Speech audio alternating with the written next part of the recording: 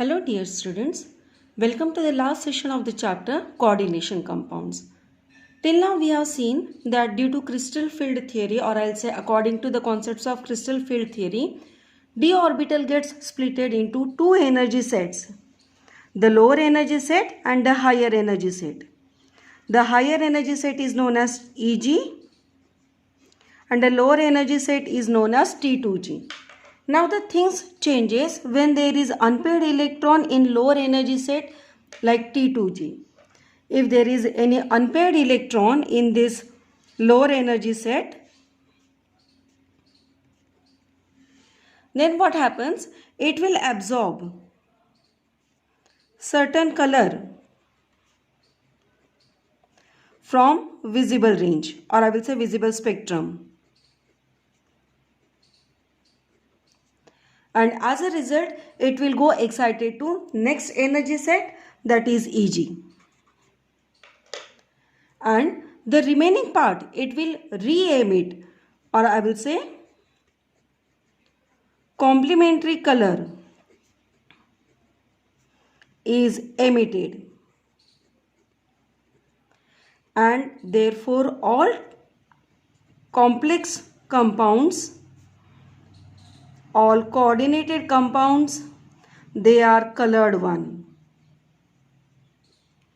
And the name of this phenomena is D transition.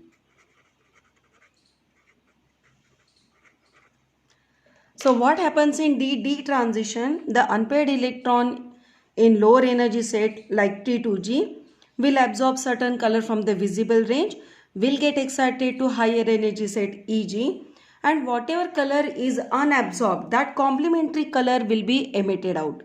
Let's take the example of TiH2O6 3+. Now in this complex, titanium has 3D1 configuration. So obviously that 3D1 will be occupied in T2G. Now this one unpaired electron, it absorbs blue-green color of the visible spectrum and gets excited to higher energy set Eg. And as a result, it re-emits the complementary color.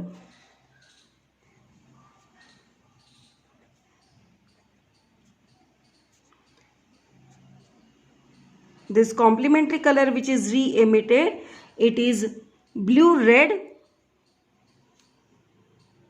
or overall I will say it appears as violet.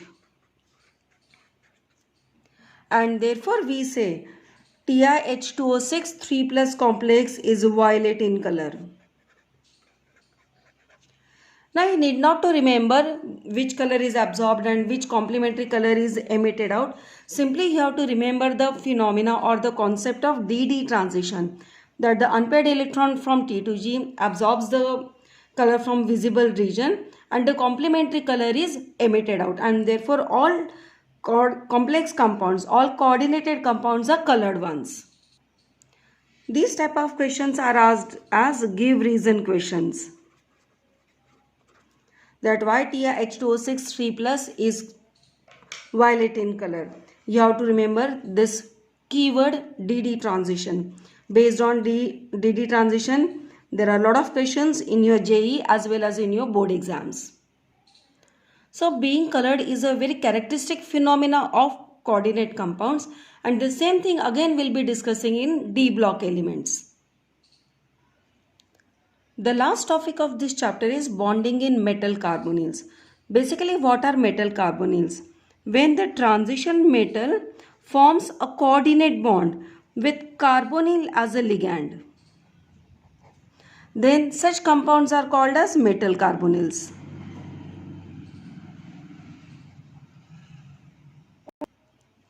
Generally, metal carbonyls are homoleptic compounds.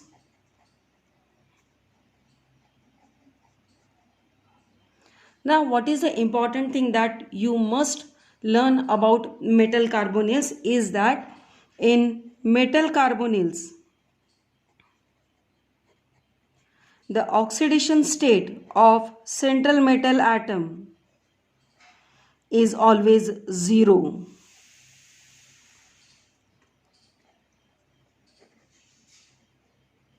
This you have to remember.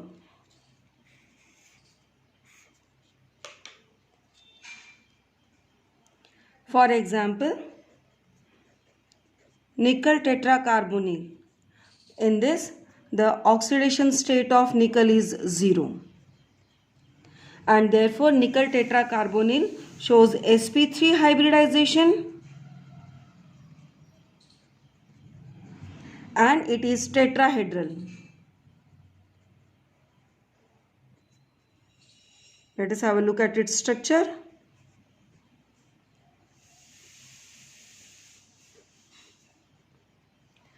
Now, according to crystal field theory, we have studied that carbonyl is the strongest ligand as it causes maximum crystal field splitting, as well as it is a neutral ligand. And therefore, the oxidation state of central metal atom is 0. Now, the question is why carbonyl is considered as a strong ligand. Now, this reason can be explained on the basis of MOT, molecular orbital theory. So, let us see how molecular orbital theory explains the strong nature of carbonyl ligand. Till now, we know that the transition metal, it brings empty d orbital. So, this is indicating the empty d orbital of transition metal, and carbonyl brings the lone pair. That is, I will say, bonding molecular orbital, and there is a coordinate bond between metal and carbonyl. So this is a coordinate bond between metal and carbonyl, where carbonyl shares its lone pair with the transition metal, forming a sigma bond.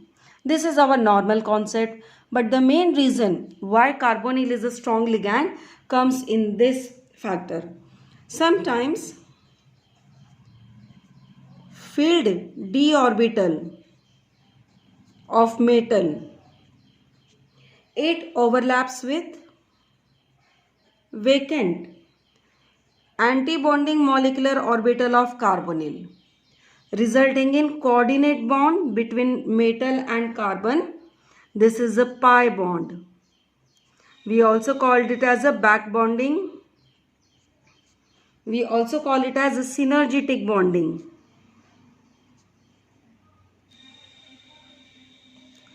And carbonyl is the ligand which can form pi bond, or I will say back bond, or synergetic bonding. As a result, carbonyl is a strong ligand.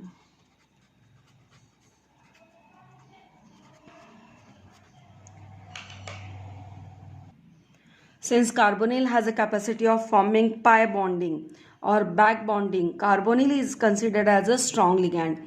And this is important give reason question, that why carbonyl is considered as a strong ligand.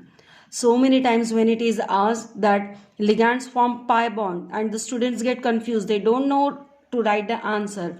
Carbonyl is a ligand which can form pi bond because it has vacant antibonding molecular orbital which will overlap with filled d orbital of the metal, and therefore it forms a pi bond. Remember this concept. Remember that carbonyl is a strong ligand. It's an important give reason question. With this, we have completed the chapter coordination compounds. Go through all the videos carefully. Read your NCERT. It is one of the logical, conceptual chapter, but very interesting and easy chapter. Read the NCERT, solve the question, get command on this chapter, and surely you will be able to score good marks in your board exams as well as in your JEE exams. Thanks for watching. Have a nice day.